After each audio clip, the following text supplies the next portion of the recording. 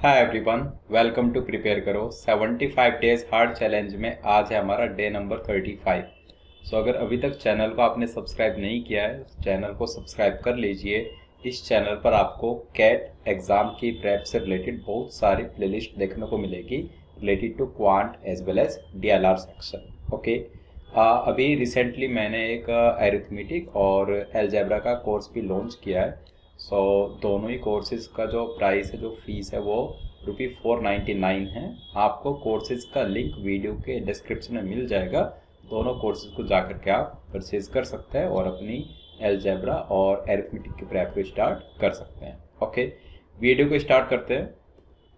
इसमें क्या है, हमारे पास जो सेट है, the following diagram gives the market share of the top 2 companies for each of the year from 2010 to 2015। जो डायग्राम है यहाँ पर, वो टॉप 2 कंपनीज का मार्केट शेयर हमें बता रहा है। राइट, कौन से ईयर के लिए? 2010 से लेकर 2015 तक के ईयर्स के लिए। For a product for which there were 4 companies A, B, C and D in the market. Actual में जो मार्केट में 4 कंपनीज है, A, B, C and D, but यहाँ पर हमें जो मार्केट शेयर मिल रहा है वो सिर्फ 2 कंपनीज का मिल रहा है। Right, now and these 2 companies are top 2 companies, right? No 2 companies had the same market share in percentage in a year other than companies A and B in 2011। चारों companies का market share percentage terms में different होना चाहिए, बस एक जगह पर वो सेम है और वो ऑलरेडी आपको इस ग्राफ में दिया हुआ है। 2011 ईयर में company A and company B का मार्केट शेयर बराबर है। Right, now and in none of the years did any company have a sales more than 4 times that of any other companies। का मतलब क्या हुआ? अगर एक कंपनी का मार्केट शेयर 10% है सपोज, तो किसी और कंपनी का मार्केट शेयर 40% या उससे ऊपर नहीं होना चाहिए। राइट, बात समझ आ रही है? ओके, सो टॉप 2 कंपनीज का मार्केट शेयर आपको दिया हुआ है। Further, total sales of the products in different years. जो भी प्रोडक्ट है उसकी टोटल सेल्स आपको बताइए। 2010 में टोटल कितने यूनिट्स सेल हुई? 1200 यूनिट्स। 2015 में टोटल कितने यूनिट सेल हुई? 3000 यूनिट्स। इस टाइप से। Right, apart from this the market share in percentage of each of the companies in each of the given years was an integer. Market share integer होना चाहिए, market share distinct होना चाहिए, same सिर्फ एक जगह पर है 2011 में कंपनी ए और बी के लिए। और जो मार्केट शेयर है वो 4 कंपनीज ABCD में ऐसे डिस्ट्रीब्यूट होगा कि A and B are the top 2 companies. Right, then चौथा पॉइंट, ये जो 4 टाइम्स वाला पार्ट था कि जो किसी भी कंपनी की सेल्स है वो मोर देन 4 टाइम्स नहीं हो सकती as compared with any other company. Right, तो ये सारी बातें ध्यान में रखकर राइट, एक बात देखते हैं हम क्या क्या बता सकते हैं कंपनी ABCD के मार्केट शेयर के बारे में। Right, company A, then company B, C and D, और इनका market share in the year 2010, then next year 2011, next year 2012, then year 2013, year 2014 and last year 2015। इन 5 ईयर्स में इनका मार्केट शेयर देखते हैं हम क्या क्या इसमें लिख सकते हैं। अगर डायग्राम की बात करें, 2010 में कंपनी ए का मार्केट शेयर 40 है, कंपनी बी का मार्केट शेयर है 25। ए का आ गया यहाँ पर 40% और बी का आ गया 25%। राइट, 2011 में दोनों का कितना है? 35। 2011 में ए का मार्केट शेयर 35%, बी का मार्केट शेयर 35%।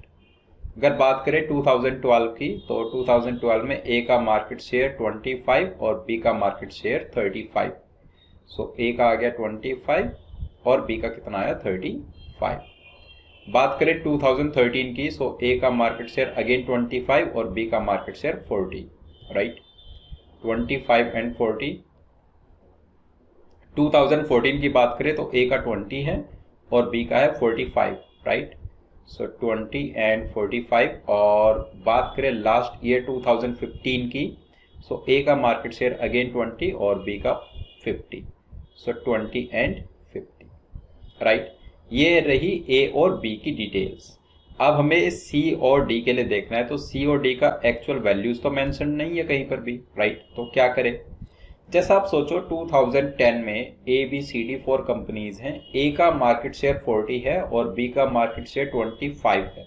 40 प्लस 25 हो गया 65, और टोटल जो चारों कंपनीज का मार्केट शेयर है वो 100 होना चाहिए, राइट, उस प्रोडक्ट को लेकर।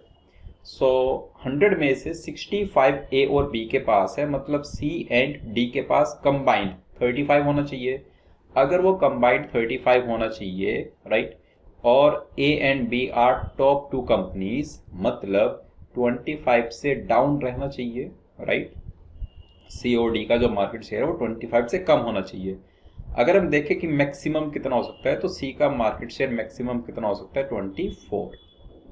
उससे ऊपर तो आप नहीं लेकर जा सकते, अदरवाइज वो बी के बराबर या बी से टॉप पर पहुंच जाएगा, जबकि A and B are top 2 companies. तो मैक्सिमम जो सी का मार्केट शेयर है वो 24 हो सकता है। Same goes for D, D का मार्केट शेयर भी मैक्सिमम 24 हो सकता है, राइट।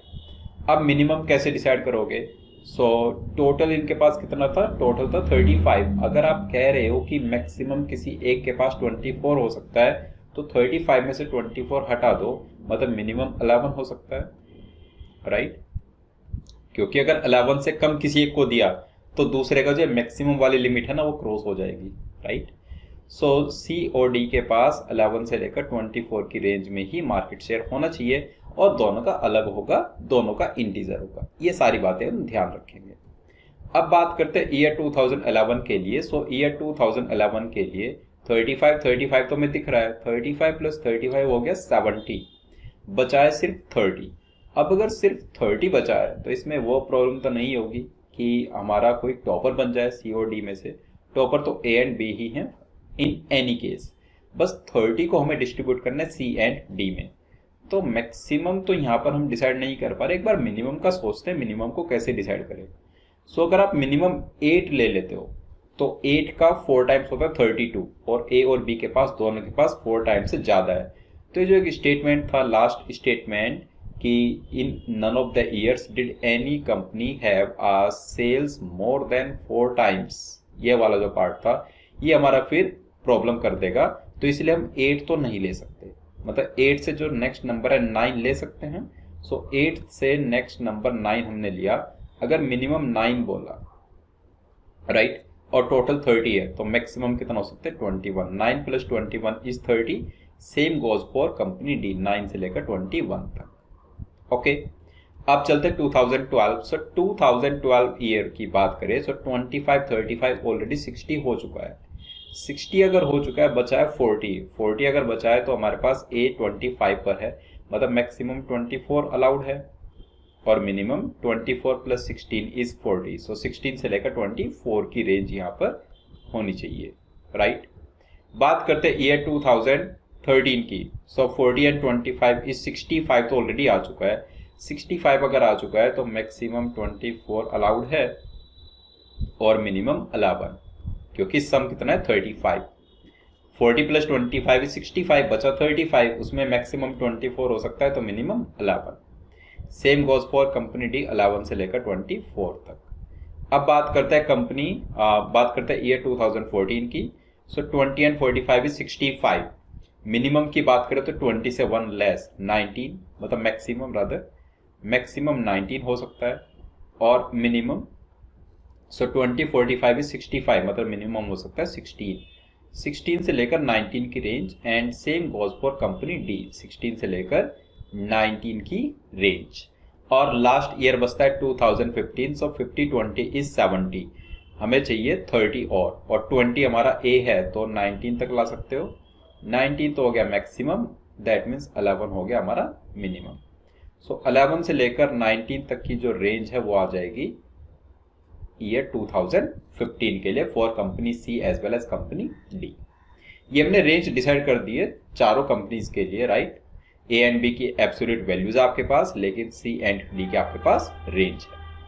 अब चलता है क्वेश्चन नंबर 13 की तरफ। ये कह रहा है is the percentage increase in the sales of company B from 2010 to 2015। 2010 में कंपनी बी की सेल्स कितनी है, तो 25% ऑफ 1200, बोल सकते हो ना। 2010 में कंपनी बी की सेल्स है 25% ऑफ 1200, मतलब ये नंबर तो आ गया 300। Okay, 1/4 of 1200 is 300। और 2015 में कंपनी बी की सेल्स कितनी है, ये 50 है number. 50% of total sales 3000, so 50% of 3000, 50% of 3000, ये नंबर ही बहुत आसान है। 3000 का हाफ कर देंगे तो 1500 आ जाएगा। आप कह रहे हो कोई नंबर 300 से 1500 हो गया 5 टाइम्स, अगर 5 टाइम्स हुआ है तो इंक्रीमेंट कितना है, 4 टाइम्स इंक्रीमेंट है, मतलब आप कह दोगे इसको 400% will be your answer for this question number 1, 400%, right. बात करते हैं क्वेश्चन नंबर 2 की। फर्स्ट का आंसर 400 आ गया है, 400%। क्वेश्चन 2 कह रहा है if company C had the maximum percentage increase in the sales from 2013 to 2014, what was the increase in its sales, right, in rupee crores?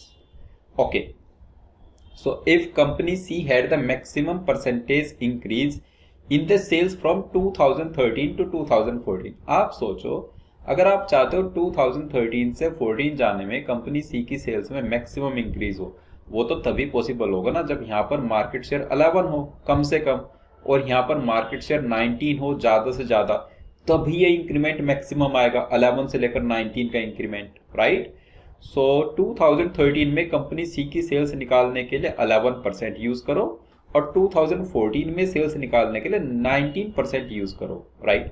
So 11% of 2000, ऐसे तो बोलेंगे 11% ऑफ 2000 इज 220, ये नंबर आ गया 220 करोड़, राइट।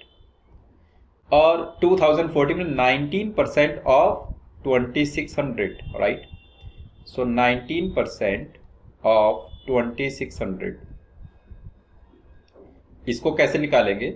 सो पहले हम इसको लिखते हैं 19, राइट, 20 इंटू 26 रादर, वो आ जाएगा 520, और 520 में से 26 इंटू 1 को माइनस कर देंगे तो 494 आप इसको बोल सकते हैं, राइट। 494 आपको चाहिए if company C had the maximum percentage increase in sales from 13 to 14, what was the increase in sales in rupee crore. So 220 से 494 नंबर हुआ है, मतलब 274 करोड़ का इंक्रीज है, राइट। सो क्वेश्चन 2 का हमने आंसर बताया 274 करोड़। ओके, अब चलते हैं नेक्स्ट क्वेश्चन पर, तो देखते हैं एक बार क्वेश्चन नंबर 3 क्या कह रहा है। सो ये कह रहा है if the percentage increase in the market share of any company in a year when compared to the previous year is at most, the percentage increase in market share of any year of any company in a year when compared to the previous year is at most. हमें maximise करना है percentage change in market share को। Okay, अगर A की बात करें, company ए के लिए मार्केट शेयर में कितना परसेंटेज इंक्रीज है as compare to previous year, तो आप देखोगे ए में तो ऑलवेज डिक्रीज ही हुआ है, 40 से 35, 35 से 25, 25 से 25 सेम रह गया, फिर 25 से 20 डिक्रीज, फिर 20 से 20, ए को तो हटा दो। अगर बी की बात करें तो 25 से 35, 25 से 35 एक चेंज यहाँ पर है, फिर 35 सेम है, 35 से 40 ये कम चेंज है विद रिस्पेक्ट टू 25 से 35 का चेंज, तो अभी मतलब 25 से 35 वाला ही हमारा बेंचमार्क है। 40 से 45 ये भी बहुत कम चेंज है, 45 से 50 भी कम चेंज है। सो 25 से 35 ये चेंज कितना है, 10 का चेंज ओवर 25, मतलब आप कह रहे हो 40% का इंक्रीमेंट है यहाँ पर, 40%। अब अगर हम कंपनी सी और डी की बात करें तो देखो सी और डी में अलग अलग बोलने की रिक्वायरमेंट आपको नहीं है, सी और डी में सेम ही आएगा, सेम रेंज है इनकी, राइट। तो आप देख लो आपको प्रीवियस ईयर के कंपैरिजन में नेक्स्ट ईयर का मार्केट शेयर का जो ग्रोथ है, परसेंटेज ग्रोथ है, वो मैक्सिमाइज करना है। तो प्रीवियस ईयर का मिनिमम नंबर और नेक्स्ट ईयर का मैक्सिमम नंबर 11 से 21 डबल के आसपास है, मतलब 100% के क्लोज ये परसेंटेज चेंज है, 100 से स्लाइटली लेस, राइट। तो अब ये वाला हमारा बेंचमार्क हो गया 100 वाला। आगे 9 से 24, 9 से 24 लगभग 3 टाइम्स हो रहा है, ये इससे भी बड़ा है, तो इस वाले को रिजेक्ट कर दो। 9 से 24 हमारा बेंचमार्क। आगे फिर 16 से 24 ये उतना चेंज नहीं है, 11 से 19 ये उतना चेंज नहीं है, 24 से 19 तो डिक्रीज है। कैन वी से 9 से 24 ही हमारा मैक्सिमम इंक्रीज है, और अगर कोई नंबर 9 से 24 हुआ है तो उसमें इंक्रीज कितने का है, 15 का इंक्रीज है विद रिस्पेक्ट टू 9, या आप बोल सकते हैं 166.67, मतलब ऑप्शन बी आपका आंसर होना चाहिए। ओके, नाउ लास्ट क्वेश्चन पर चलते हैं। सो लास्ट क्वेश्चन क्या कह रहा है, question number 4, if company D had a decrease in sales from 2010 to 2011, the percentage decrease in its sales was at most। Company D अगर सेल्स में decrease हुआ है कंपनी डी की, तो बताओ कि मैक्सिमम परसेंटेज डिक्रीज वो कितना हो सकता है। अब इसमें हमें उल्टा सोचना होगा कि पहले उसका मार्केट शेयर मैक्सिमम था 24 और अब उसका मार्केट शेयर मिनिमम है 9, मतलब पहले जो उसकी सेल्स थी वो थी 24% ऑफ 2010 का नंबर है 1200, और 2011 में आप कह रहे हो 9% of what 1400, right. So 24% of 1200 कितना आ जाएगा, ये 288, एंड 9% ऑफ 1400 इज 126। तो आप ये कह रहे हो 288 से नंबर हो गया 126, तो परसेंटेज डिक्रीज बताइए। परसेंटेज डिक्रीज कितना, इन दोनों का डिफरेंस निकालते हैं, 288 में से 126, मतलब ये आ गया हमारे पास 162, and 162 divide by 288 into 100, that should be your answer percentage change के लिए। 288 का हाफ होगा 144, 144 से ये 18 ज्यादा है, मतलब 144 होता तो 50% आप बोलते, राइट, और 18 ज्यादा है। अब देख लो 18 अपॉन 288 कितना नंबर होगा, सो 18 अपॉन 288 इज 1/16, और 1/16 इज 6.25, मतलब हमारा आंसर आना चाहिए option B. Okay, I hope this is clear. So इस टाइप से हम कैलकुलेशंस को भी इजीली कर पाए, राइट। डे नंबर 36 पर मिलेंगे, एक नेक्स्ट सेट डिस्कस कर रहे होंगे, उसका आप स्क्रीनशॉट कैप्चर कर लीजिए। तो ये एक सेट है जिसको हम डे नंबर 36 पर डिस्कस करेंगे, राइट। आप इसको अटेम्प्ट करके आइएगा। सो मिलते हैं डे नंबर 36 पर, तब तक के लिए बाय बाय।